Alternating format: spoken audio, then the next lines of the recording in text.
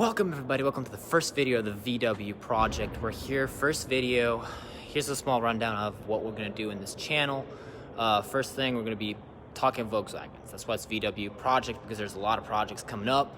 We're gonna be doing a lot of stuff. There's projects coming up. I have personally an R32 with an engine swap probably coming up. Other of our partners pretty much have other projects, so we pretty much have all the skills that we need for cars. We got the guy that works at Volkswagen, we got me that I do the electrical, we have the guy that does like body work. We have literally everything. The plan is to get a workshop and pretty much get like a warehouse where we work on our own cars and pretty much document everything for you guys. There's a lot to come in terms of my projects as well, but I will introduce you also to the other members of this group that all love Volkswagens, obviously. So yeah, let's get right to it. Let's show you a couple of the cars that we have here tonight.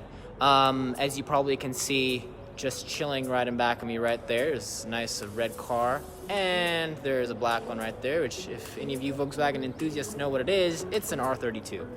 All right, let's get to it.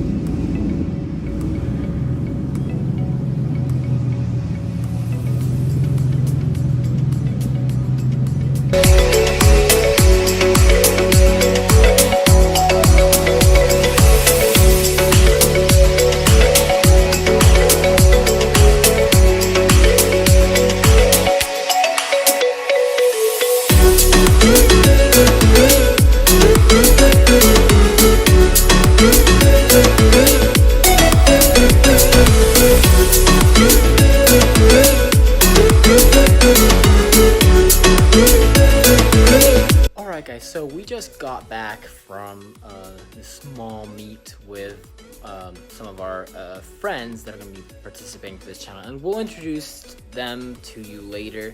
So for now, I'm going to introduce myself. My name is Petre, and I am the owner of this 2019 Volkswagen Jetta GLI 35th anniversary, right? I have a couple of mods coming in for this car, such as the taillights of the car will be coming out, and I will show you what is coming in also for the interior. Alright, so here's the interior of the GLI 35th anniversary. We have these very nice accent lighting that can change color from the red that we have that go to the door right there. And then we have these like trim pieces right here, as you can see. And the interior lighting also expands also to the doors, where you can pretty much see that we have our lovely interior lighting right under here. This is pretty much the interior of a GLI 35th anniversary. Steering wheel is the one of a GLI, as you can see. This car comes with the normal gauges. I will show you a little bit. There we go.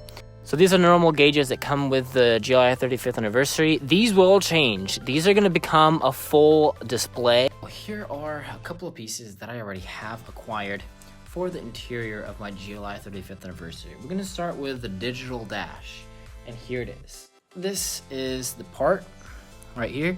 So pretty much this is like completely a screen. You'll definitely notice the scratches off the bat. This is not a brand new part. This is a part that was from a car that was wrecked, and I got very fortunate that the people that sent it to me kind of damaged it a little bit, but nothing that really cannot be fixed, except, you know, these like scratches up here and here. I'm gonna have to try to buff that out in some kind of way without damaging the display. Hopefully the display works. If not, I'm gonna have to buy a new one. But anyway, we're gonna try with this one first. So here's the damages of this display. Under here, we're good. 1 and 2 pins, doing pretty good. All the connections to the plastic trim are doing perfectly fine. Damages in the back, mostly. There's 2 broken pins. First one is right here. This one is completely snapped. Pin is missing. This thing though does clip in into six places. 1, 2, 3, 4, 5, 6. This pin is slightly broken. I am going to repair it. If you push down on it, you can probably get this repaired. So 5 out of 6 connections is going to be good. Now, about this, what I do know that is going to be working perfectly fine with my car is this connector. This is the connector that my car should be coming with. The only thing that I don't really know if I'm going to need is this connector right here and probably that connector right there. Not really sure if these are actually needed for the functionality. If it is, that means this is going to require a different harness, which still I do not have. And it's probably going to be difficult to find because I'm probably one of the first people to actually do this. So this is going to be an interesting process, and it's going to be great for us to document this for you guys, all right? So that is it for the digital display. As you can see, there's like the engine temperature on the side, there's the gas gauges on this side, and everything else is completely display related. I'm trying to not break this even more than I have to.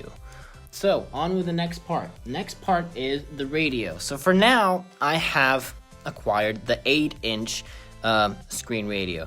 Looks very similar to what I already have in my car, but it's a little bit different. The screen is definitely bigger, and it has a sensor right here at the bottom. You kind of can see it in the light of with the light up top right here. There's like a line. This is like a motion sensor. When you push your hand right here, it comes up with a menu once this is all installed.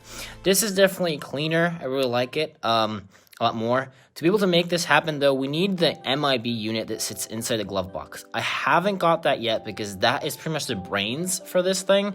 This thing does not, you know, have anything in the back except a couple of connectors, and that's pretty much all.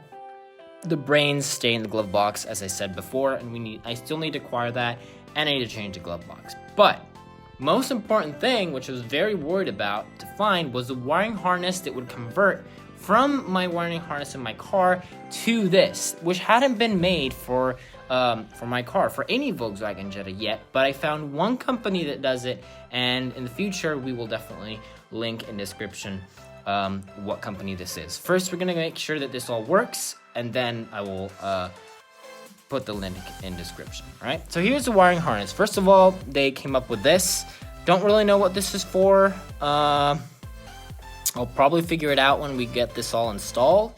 Probably we're not gonna need this. I'm not really sure, but we'll figure it out. So that's one piece, but the main piece is right here. This is the wiring harness. So here's how it works. Very briefly, I'm gonna explain it to you guys. So on one end, we have these pieces right here.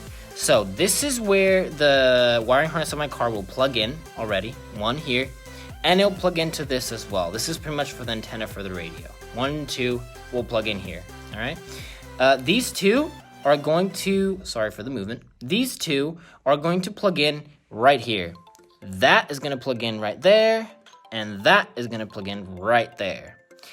On the other side instead, we have the other portion of of the harness, and these will plug into that MIB unit that will stay in the glove box right there. So that's the USB connector, that is the antenna for the radio, and that is the rest of the wiring harness. That's pretty much it. That's very simple. That's what it is, and that's pretty much the reason why I don't really know, in addition to this, if I actually will need this, because I didn't see anything about this connector inside my car, and it doesn't seem like there's any like type of connector on this either. So not really sure if I'm gonna use this, or probably I'll figure out that I will need it anymore.